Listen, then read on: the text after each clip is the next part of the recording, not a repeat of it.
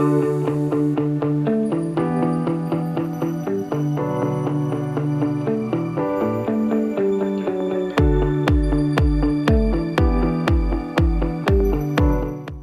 Vincent Poupard, exploitant agricole sur la commune de Vironchaux dans le 80. Donc je suis associé avec mon frère sur la ferme familiale mais qui s'est agrandie avec le temps. On est en polyculture, grande culture, céréales, betteraves, lin, oignons, pommes de terre. C'est à peu près les grandes lignes. On cultive à peu près 430 hectares. Donc la répartition c'est 150 hectares de céréales, donc blé, colza et escourgeon confondus, une cinquantaine d'hectares de lin, 60 hectares de pommes de terre et 80-90 hectares de betteraves. Donc sur l'exploitation, mon père déjà est passé en TCS depuis déjà plus de 20 ans, suite à des soucis principalement d'érosion et tout ça.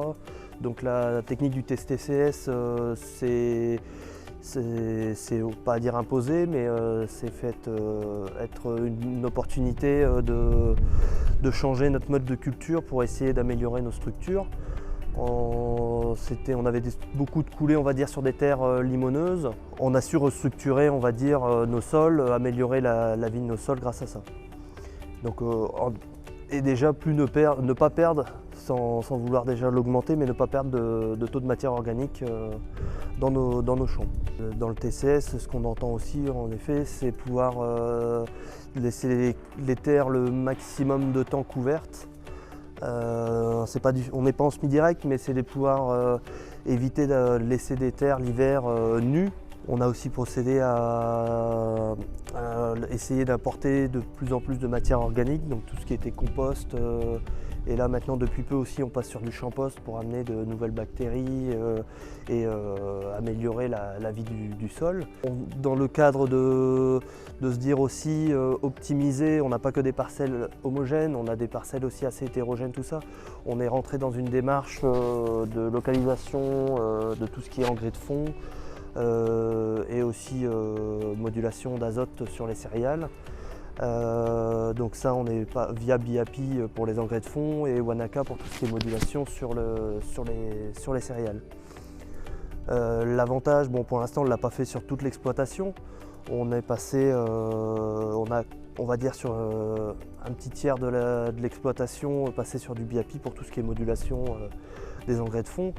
Ce qui permet, donc BIAPI, ce que je le rappelle, ça permet éventuellement aller chercher le potentiel là où il y en a et ne pas forcément aller en mettre à un endroit où on est déjà au max du potentiel de la parcelle. Donc comme je le disais, on a voulu commencer à faire de la modulation, que ce soit pour céréales et donc pour les engrais de fond. Ça remonte à maintenant il y a à peu près 5 ans. Sauf qu'on n'avait pas le matériel conçu pour ce genre d'apport. Donc la réflexion de l'achat d'un nouveau semoir à engrais s'est posée à ce moment-là. On a dans un premier temps essayé de se renseigner, on a essayé une marque qui nous a pas convenu et ensuite, donc il y a maintenant 3 ans, l'achat notre premier Geospread qui, après de longues recherches comparatives qu'on a pu se faire déjà nous-mêmes et le tour sur les différents salons, on a pu se rendre compte que ça devait être l'appareil qui allait nous convenir. Et donc là, ça fait 3 ans qu'on est sur cette machine-là et on en est très satisfait. Donc le choix du cubotage Geospread s'est fait dans nos critères. On a quand même par moment de gros volumes à passer. Une pesée qu'on souhaitait quand même quelque chose de précis. Pour le coup, c'en est même des fois impressionnant de se rendre compte à sortie d'une parcelle qu'à 5 kg près, on a mis sur la totalité de la parcelle pile poil ce qu'il fallait. Quand je parle de gros volume, nous on va faire des fois jusqu'à du 400 kg hectare. Si on ne veut pas être réduit en débit de chantier, il faut quand même avoir quelque chose qui sait passer les engrais et surtout qui sait l'amener sur le plateau d'une manière efficace. Pour rentrer en détail dans la distribution et le fait de pouvoir passer un gros volume, on a aujourd'hui sur ce semoir là déjà une agitation qui se fait de manière rotative, qui est beaucoup plus fluide et qui amène vraiment un engrais de manière régulière. Et l'engrais arrive vraiment au centre du plateau. La distribution, donc tout d'abord on vient sélectionner gros volume ou petit volume. Donc c'est l'obstruction des trous, hein. En gros on a trois orifices. C'est bien représenté. Là en petit volume on va ouvrir en fait qu'un orifice, on va réguler que sur un seul orifice ou sinon sur les 3 orifices. L'engrais descend dans le bol avec l'agitateur rotatif juste au-dessus et est mis en rotation dans ce bol au centre. Et l'engrais va être déposé sur la pale pour être distribué sur chacune des pales. Et ici on dispose aussi de la vidange rapide sans avoir absolument rien à démonter si on souhaite vidanger le semoir en fin de journée. Comme je le disais, ce semoir on a vraiment une pesée très précise. Cette pesée elle est faite, donc on a vraiment un châssis qui ceinture la trémie du distributeur. Et la trémie est posée dessus via, comme on peut le voir là ici en dessous, 4 pesons de ceinture et un peson référence en dessous. Ce qui permet que même lors de secousses ou de dévers, on a toujours une pesée qui est vraiment au poil. On n'a aucune variation, ou même à l'écran, on sent que l'équilibre est toujours calculé. On n'a aucune variation de poids en fonction de si le tracteur est en mouvement. Donc la question aussi qui s'était posée lors de l'achat de cet épandeur, c'est qu'on avait été confronté plus d'une fois avec des engrais de qualité, on va dire, moyenne, où on se retrouve avec des blocs d'engrais.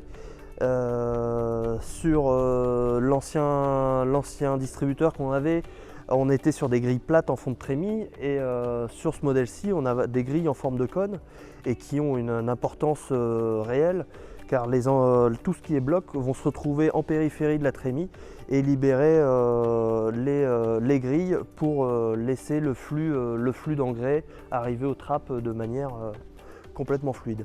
La question aussi qui se posait, ça a été la compatibilité Isobus avec nos différents tracteurs qui étaient déjà tous équipés de consoles. Aujourd'hui, quand on peut se passer de rajouter des boîtiers en cabine, c'est aussi bien. Et donc aujourd'hui, ce semoir-là, sur n'importe quel de mes tracteurs, je le branche sur mon tracteur et tout s'affiche de manière simple et fluide. Donc en ce qui concerne la modulation, quand on est en modulation et que ça prend droite-gauche, forcément les cartes, c'est pas 18 mètres à droite, 18 mètres à gauche. On a des points de référence qui sont faits, donc 8 points de référence au total, 4 de chaque côté, et ils vont nous calculer une dose moyenne qui va s'afficher du coup directement à l'écran. On va clairement voir combien de kilos on est en train de mettre à droite et combien de kilos on est en train de mettre à gauche.